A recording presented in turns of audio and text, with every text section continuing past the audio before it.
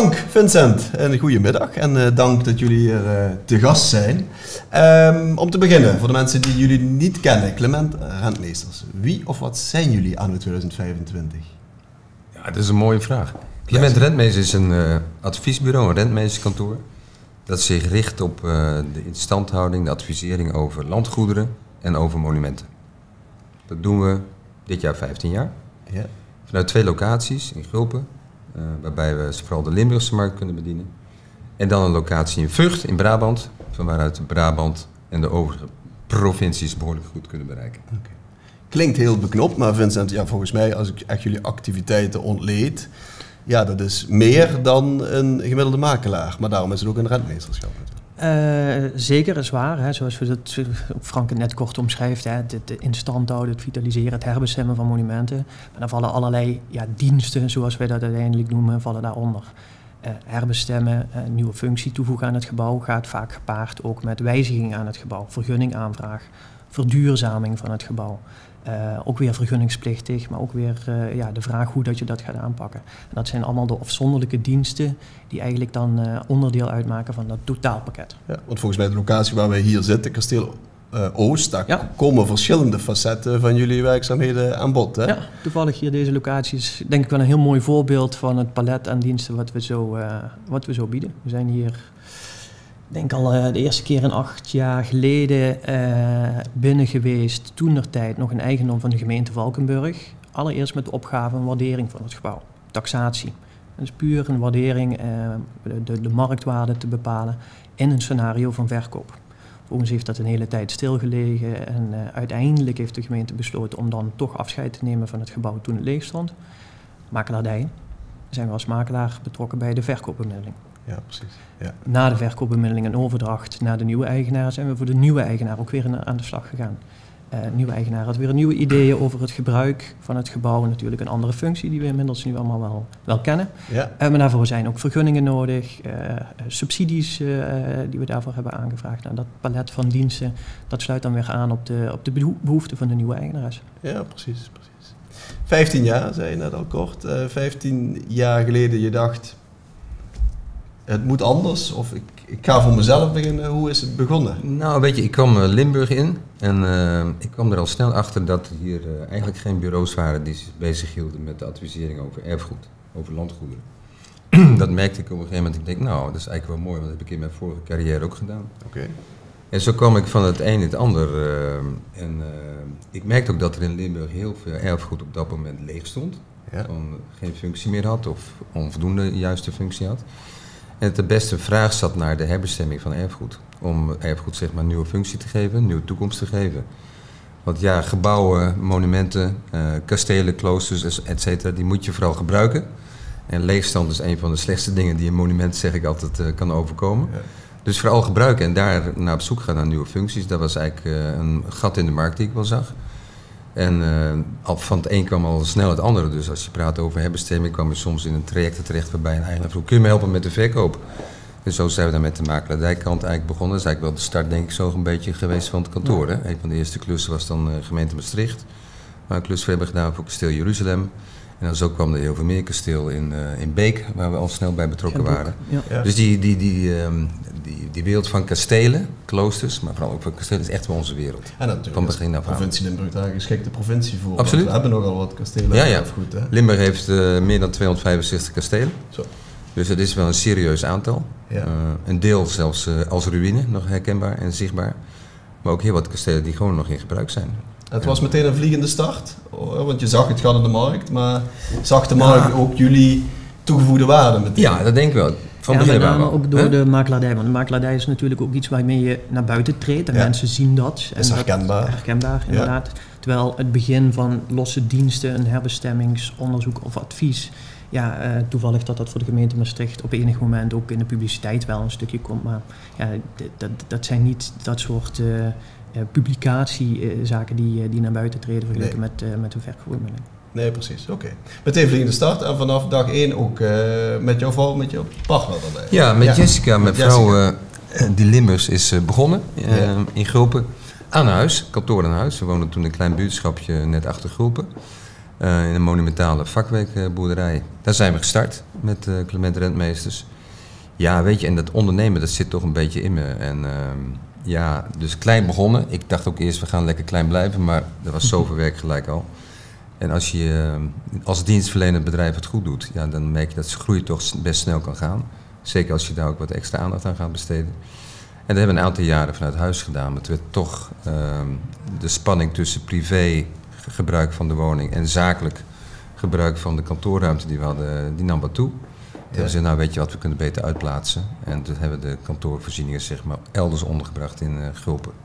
Ja, want je nam dan letterlijk de werkbesprekingen mee naar de privé keukentafel, ja, denk ik. Dan moet ik wel zeggen dat Jessica wel een beetje is van niet 's avonds nog te veel over het werk hebben. Nee, die is echt van... zo min mogelijk. Dat is denk ik ook goed, want ik sta denk ik 24/7 aan. Ja. Maar het is goed om ook 's avonds je privé te hebben. En dat is ook wel de winst, denk ik, die we zo hebben bereikt. Is dat iets wat je ook leert in die jaren om dat beter in balans is zo'n populistisch woord. Weet je, maar die balans tussen werk en privé is denk ik heel belangrijk. En ik heb dat wel moeten leren. Jij stond altijd aan. Ik sta nog steeds aan. Altijd dus, af en toe. Maar dat ben je als ondernemer. Dat stopt ook niet na 5 uur. Dan ben je gewoon continu met je bedrijf bezig. Ja. En dan kijken, waar staan we nu, waar gaan we naartoe en hoe gaan we dat verder regelen met elkaar. Met het team. Hè? Want dat kan dan niet alleen, daar heb je gewoon je mensen bij nodig. Ja. En daar hadden we net even over bij de introductie. Ik denk dat het leuk is dat je een wat grotere organisatie hebt. Waarbij je veel meer disciplines hebt en ook meer kunt sturen, kunt regelen. Ook mensen in hun kracht krijgt. Ja. Die in dat team zeg maar die dingen doen die voor het bedrijf relevant zijn. Ja. En ik mag dan een beetje aan de knoppen draaien en helpen om samen met de teamleiders om dat zeg maar verder de goede kant op te bewegen. Dat is leuk. En een van de eerste mensen die echt nieuw kwamen, was jij al, Vincent. Hè? Je was bijna vanaf dag 1, na een paar maanden zat er tussen. Maar... Dag 2. Ja, ja. We konden elkaar ook wel voordat Frank en Jessica in het nieuwe huis trokken. Frank en Jessica ook hebben begeleid toen van mijn vorige positie bij de aankoop van een prachtige vakwerkboerderij waar we met heel veel plezier zij hebben gewoond en ik heb mogen werken. Ja. Ja. En zodoende dus eigenlijk al heel vroeg onderdeel geworden van het team. Ja, en zo gegroeid tot nu medevenoot ook van het op enig moment groeide dat team. Dan groeide ook de managementlaag en alles wat daarbij hoort. Ook mijn functie ontwikkelde zich. En januari 2024, het officiële moment dat ik als partner bij het bedrijf ben toegetreden. Ja, dat was wel iets wat voelde ook op dat moment gewoon weer als de juiste balans, het ondernemerschap in het bedrijf ook echt deel te nemen. Wat trok je daar aan om te zeggen van nou, ik blijf niet gewoon op de loonlijst staan en gewoon als medewerker, maar ik wil nog meer aan dat roer. Lekker risico. Lekker risico's nemen. En ik kom ook uit een ondernemersgezin. Mijn opa had zijn eigen bedrijf in het vastgoed. Mijn vader altijd kantoor aan huis gehad. Ik ben zo opgegroeid en ik heb niet anders geweten dan wat daarbij hoort. Eigen onderneming, eigen personeel. De leuke kanten daaraan, de moeilijke kanten daaraan. Die heb ik daardoor ook denk ik nooit gemeden en voelde voor mij gewoon heel natuurlijk. Natuurlijk. Ja. Voor jullie was het denk ik toch ook wel een moment van we zijn met ons 2 begonnen. Dan denk je toch wel even 2 keer naar gaan we er, ondanks alle kwaliteiten van Vincent, gaan we het openstellen. Ja, maar weet je, ik denk als ik daar naar terugkijk, dat was eigenlijk wel een heel natuurlijk proces waar we zo doorheen zijn gelopen. En partnership is ook belangrijk om zeg maar, op enig moment aan te gaan om continuïteit van de onderneming zeg maar, te waarborgen. Dat was denk ik de directe aanleiding. En met wie kun je het dan beter doen? Met iemand waarvan je al weet dat hij zeer gedreven is, zeer betrokken is bij het bedrijf. En ook die ondernemende kant in zich heeft. Dat voelt gewoon heel vertrouwd. En Vincent weet alles van het bedrijf, dus het lag zeer voor de hand om hem daar ook vooral voor te benaderen, niet iemand anders. Toch? Nee. Ja. Gelukkig. Ja. Gelukkig wel. Ja. Mooi. Ja, klinkt als een succesverhaal in die 15 jaren. Was het ook altijd een rechte lijn naar boven? Of waren er ook wel momenten dat je dacht, daar hebben we toch wel even je kent het verhaal van de hockeystick, hè? Als bedrijven een beetje groeien, dan gaat het op die manier. Dat is bij ons denk ik ook wel eens een beetje zo gegaan. Natuurlijk hebben we wel eens een jaar gehad dat even iets minder was.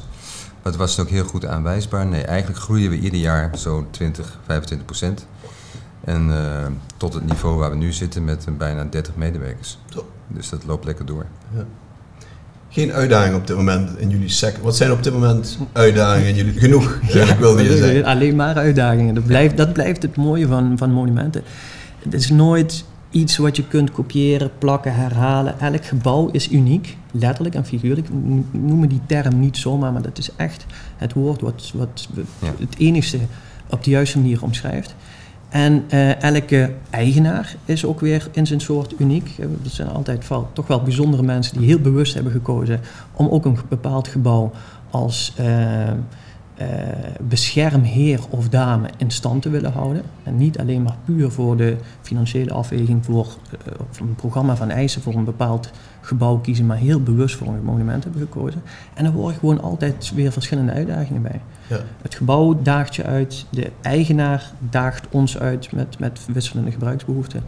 En dat maakt het ook juist het leuke dat we feitelijk nooit hetzelfde doen. Nee. Het zit wel in een bepaalde dienstverlening natuurlijk, maar het is altijd maatwerk en dat houdt het interessant. Andere sectoren hoor je veel uitdagingen, personeel tekort, problemen. Ja. Is dat in jullie sector of zijn daar... Misschien een kleine aanvulling ook even op Vincent. Ja. Kijk, het onderhouden en vitaal houden van een monument is gewoon best kostbaar. Hè? Laten we dat ook vooral even benoemen. En je ziet wel in deze markt dat ook de overheid wel aan het bezuinigen is, ook op subsidie. Hè? Ja. Subsidies voor onderhoud van monumenten. Dus daar hebben we wel last van, niet wij rechtstreeks, maar wel onze opdrachtgevers. Dus dat is denk ik wel een aandachtspuntje. Dus we hopen dat het komende kabinet nog weer de kraan openzet. Dat wat meer de subsidie voor onderhoud komt. Dat is echt nodig om zeg maar, ons erfgoed in stand te houden. Dan op je tweede deel van de vraag terug te komen. Over het algemeen kunnen wij nog steeds heel goed aan mensen komen, aan medewerkers komen. En dan praat ik over architecten, bouwkundigen, makelaars, rentmeesters, et cetera. Dus dat lukt over het algemeen goed. Waarom? Omdat wij wel een dienstverlening hebben, een bedrijf hebben, waarbij een stukje passie hoort. En je ziet dat erfgoed wel bij heel veel mensen in de smaak valt. En dat er best heel wat mensen in ons vakgebied te vinden zijn die erfgoed gewoon geweldig vinden. Om daarmee te werken, mee bezig te zijn. En dus we kunnen over het algemeen, moet ik echt zeggen, nog behoorlijk goed aan goede, nieuwe medewerkers komen. Ja. Niet dat we dat helemaal moeten gaan behandelen, maar de geopolitieke onrust op dit moment, speelt dat nog een rol dat mensen zeggen, nou, ik stel die investering voor het heropbouwen van dat erfgoed of dat. Voelen jullie daar al iets? Speelt dat nu al een rol? Of? Dat kun jij beter denk ik goed beoordelen. Ja, enerzijds wel. Kijk, onzekerheid is nooit goed. In geen enkele sector, economisch gezien zeker grote uitgaven of ontwikkelingen, aankoop van een gebouw en de ontwikkeling die daar per definitie op volgt. Ja, die onzekerheid die bespeuren we wel. Anderszins zien we ook gewoon de wens om monumenten een nieuwe functie te geven, die is afgeleid op, gerelateerd aan mensen die een nieuwe locatie bijvoorbeeld willen stichten, wat nog uitdagender is op dit moment. Want geen enkele offerte die een aannemer vandaag uitbrengt, is morgen nog geldig voor nieuwbouw. Vind maar eens een locatie, vind maar eens de capaciteit voor stroom om op een nieuwe locatie te kunnen ondernemen. Dus dat zijn wel weer aspecten waardoor monumenten wat extra belicht worden en misschien daardoor een extra interesse ontstaat om die gebouwen te herbestemmen. Maar zoals je net al zei, onzekerheid is gewoon voor elke sector een belangrijke factor. Ja, precies. 15 jaar, dat moet uiteraard gevierd worden.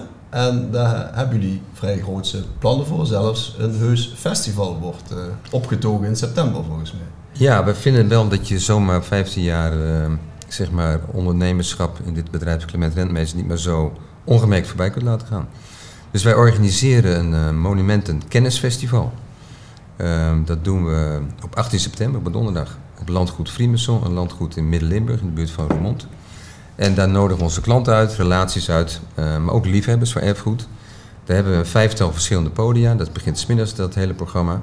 Waarbij we inleidingen, workshops-achtige zaken verzorgen op een 5-tal podia.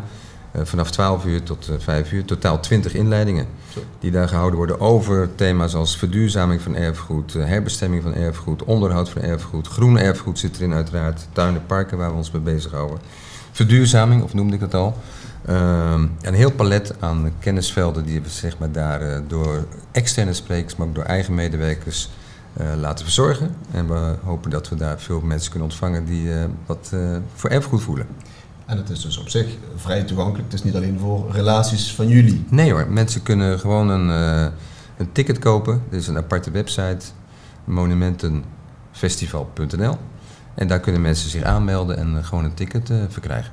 Oké, mooi. Dus het is niet alleen even het glas champagne even, maar je krijgt ook echt een hele kennissessie. Het is wel echt kennis delen met elkaar, maar het is wel een festivalsfeer. Dus er is muziek, er is een informele sfeer. Het is tijd om elkaar te ontmoeten, ook tussen de programma's en de inleidingen door. Met een hapje en drankje, dat moet vooral ook gezellig zijn. Het moet leuk zijn, informeel. En daarom hebben we ook echt voor zo'n festivalsfeer gekozen. Op een heel bijzonder landgoed. Daar wordt het verleden gevierd, heden ook. En richting de toekomst, hoe zie je jullie bedrijf en jullie sector ontwikkelen? Als je, niemand heeft een glazen bol, maar als je 5 jaar vooruit kijkt, zie je dan grote veranderingen ten opzichte van nu? Of zeg je nou dat breed palet zoals we het nu aanbieden, ja, dat zal wel min of meer hetzelfde blijven de komende jaren? Of zie je veranderingen waar je moet op inspelen in de markt? Veranderingen gaan zich zeker verder voordoen. Een monument is en blijft en ook naar de toekomst zal altijd in beweging blijven. Nieuwe eigenaar heeft weer een nieuwe visie, nieuwe beleidsregels die zeker zullen ontstaan en daar zullen we op moeten anticiperen. Ik denk wel dat het team en de onderdelen van de dienstverlening zoals we ze nu compleet hebben, voor zover we nu kunnen voorzien, allesomvattend is. We hebben eigenlijk alles waar ik denk dat we op in kunnen spelen. Maar zoals gezegd, een monument krijgt altijd weer met nieuwe uitdagingen te maken die wij alles aan zullen doen om op in te kunnen spelen. Al een idee of zijn jullie al bezig met hoe AI een rol speelt in jullie bedrijfssector? Natuurlijk, AI speelt een rol. Ook bij ons, bij mij al met het hele team wordt gewerkt met AI, met verschillende tools die daarvoor zijn. Om teksten te verbeteren, aan te passen, et cetera. Maar ik voorzie dat AI ook wel een rol gaat spelen bij het inspecteren van monumenten. Dat zie je nu ook al gebeuren. Ja. Waarbij je voorspellingen kunt doen over onderhoud. Dat soort dingen gaan een rol spelen. Dus daar zitten we volop op, om het zo maar te zeggen, om die kennis en techniek ook in huis te hebben. Zodat we ook AI-proof zijn in onze dienstverlening de komende tijd. Dus dat is echt een management-aandachtsgebied waar we serieuze aandacht aan geven. Okay. Limburg kantoor, Brabant kantoor, zeiden jullie. Ook nog plannen om over landsgrenzen heen te kijken, of is dat qua regel en wetgeving toch weer? Ben ik toch benieuwd wat je gaat zeggen. Qua landsgrenzen niet. Nederland is onze markt. Wij verlenen ook allerlei diensten van Groningen tot Zeeland tot Zuid-Limburg natuurlijk en zijn we niet locatiegebonden.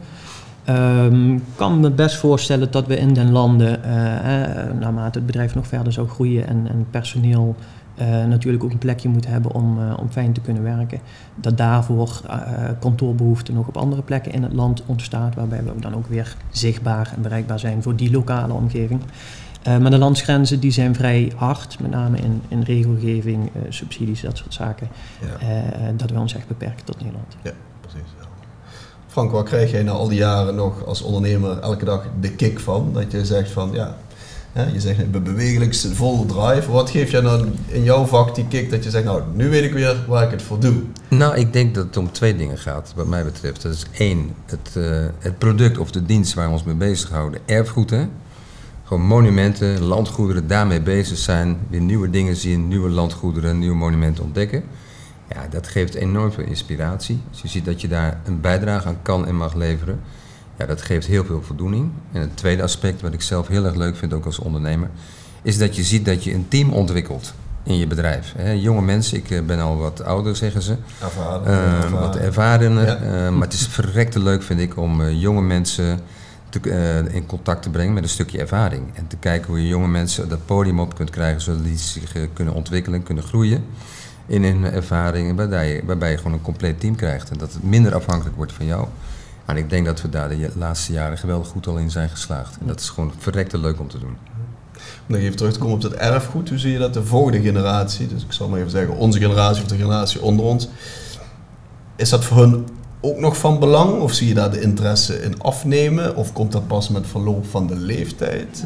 Nee, ik denk dat voor iedereen wel geldt. We hebben verschillende onderzoeken wereldwijd overigens. Ik heb het ook niet zomaar plaatsgevonden. Blijkt dat erfgoed een bepaald geluksfactor biedt. Iedereen herkent dat wel. Als je dan meer vrije tijd hebt en je bent op vakantie en je bent niet per se religieus, maar je gaat toch eventjes iets anders kijken naar die kerk en het respect voor het gebouw tonen, hoe dat vooral honderden jaren geleden met intensieve arbeid tot stand is gekomen en het besef de uitdagingen die een huidige eigenaar ook heeft om dat weer in stand te houden. Ik denk dat erfgoed altijd wel een bepaalde waarde voor iedereen zal hebben en we ook allemaal vinden dat het behoudenswaardig is. Ik denk dat erfgoed, dat merk je gewoon, dat zit gewoon in de genen van mensen. Erfgoed hoort bij de streek waar je van aankomt. Als ik jonge mensen ook spreek, iedereen weet wel een monument te noemen of een mooi gebouw te noemen waarvan hij of zij zegt, ja, dat is mijn omgeving, daar ben ik geboren, daar heb ik liefde voor. En ik zie dat echt bij jonge mensen ook zeer nadrukkelijk aanwezig. Niet alleen bij de huidige generatie waar Vincent en ik deel van uitmaken, maar ook de jonge generatie. Dat is echt opmerkelijk en dat maakt het ook leuk. Dus ik denk dat ook erfgoed daarmee ook toekomst heeft. En dat is wel leuk als je daar bijdrage aan mag leveren. En mooi dat we dat dan op 18 september mogen gaan vieren. Ja, ik hoop dat we daar veel erfgoedeigenaren gaan ontmoeten. En dat we verder inspiratie kunnen bieden om ons mooie erfgoed in stand te houden. Mooi. Nogmaals, gefeliciteerd met jullie jubileum en veel succes op 18 september. Dankjewel. Dankjewel.